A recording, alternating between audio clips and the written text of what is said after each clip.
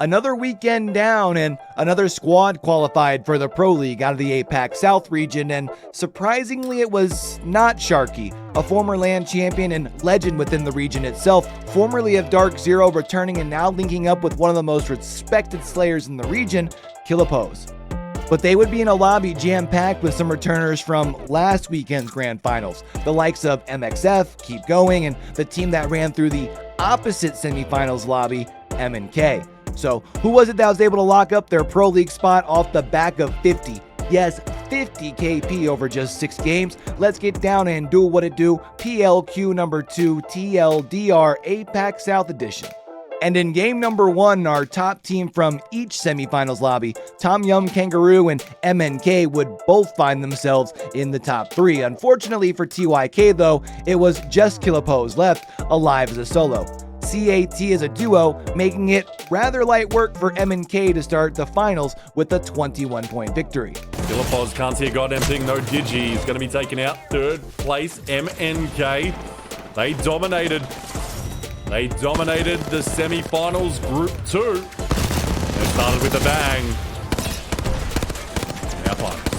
But with CAT going down early in game number 2 and then M&K only adding an additional 6 points, this would be a time for a veteran-led squad of Tom Young Kangaroo to crank it up to a 10 and try and separate themselves from the rest of the pack, and they were able to do just that, rotating their way in and keeping the high ground with Killoposz, embracing his inner Legolas, able to slay the entirety of the lobby with the bow check.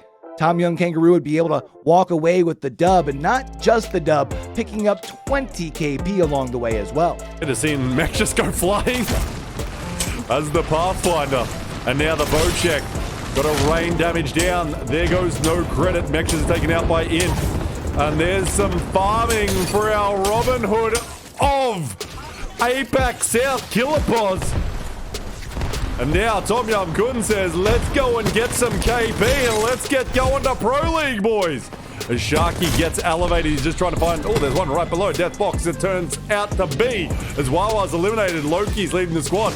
But guess what? There's only got to be one standing right here. Tom Yum Kangaroo is taking games. Oh. A massive 32-point game, which left plenty of people feeling like this was just a sign of things to come for this squad. And off the back of that massive game, they would be dropping into World's Edge one last time with a 19-point lead.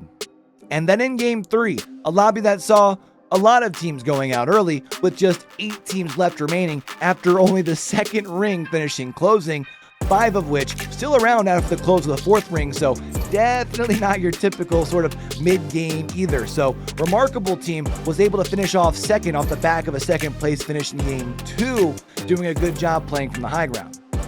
But inevitably, it would end up being Godhand displaying the patience to allow the last bit of this lobby to essentially eliminate itself, and they would be able to be the last to the party, cleaning up the last few survivors of the fight and taking home the dub, adding 20 points and, well, pretty well allowing the rest of this leaderboard to kind of play itself a little bit closer.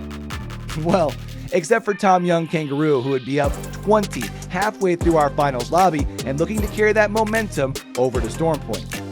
But once we got to Storm Point, it was M&K's lobby and everyone else was just playing in it. And even though Remarkable Team and Tom Young Kung would both finish in that top 7, neither of them added any KP, meaning that they weren't really able to do much as far as moving up closer on the leaderboard, which would be a great time for M&K, being able to pick up 15 kills for a total of 27 points in their win in game number 4. Doing a fantastic job playing out the end game in North Pad, taking no prisoners, feeling confident and just simply winning team fights. Now be yourself. Oh, just a little bit of finishing up. This could be the final 1 kill that's left. Where is it? Just making sure to get those damage numbers up. There he is. Last gamer standing. MNK, your victors. GG's. And they would end up doing just enough to take the lead from TYK heading into game number 5.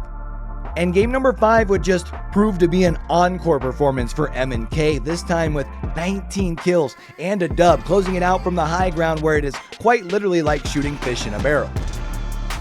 MNK still sitting pretty up top. I think they're going to get a victory. Chicken Barmy by all of the only one up here, Solo. Now with them, MNK is just looking for Wawa down below. Oh, that grenade could be nice. And followed by an arc star. That's damage, but not a huge amount. But MNK just cleaning up chicken farming. Now they go looking and they go to the high ground. Does Bear. And boy, oh boy, this is going to make it a big game required from TYK. Because they're going in on Wawa. They're just putting out big damage. 1, 2. And MNK is really close to that Pro League spot in APAC-South. Not only is it an easy dub for MNK in game number 5, but it would end up giving them a 28-point lead heading into the final game, meaning that realistically the only ones who stood a chance of catching MNK were TYK. And so that would mean that even though MNK would only add 1 point going out in 13th place in game number 6, once Tom Young Kangaroo went out in 9th place, only adding 6 points to their name, the rest of game 6 was simply people vying for those preseason points based off of their placement. And Uchiha Clan would be able to capitalize with a big 20-point game, propelling themselves up into that 4th place spot to get some big preseason points. But pretty much off simply the backs of their performances in game 4 and 5 alone, it'd be MNK securing their spot for Pro League in week number 2.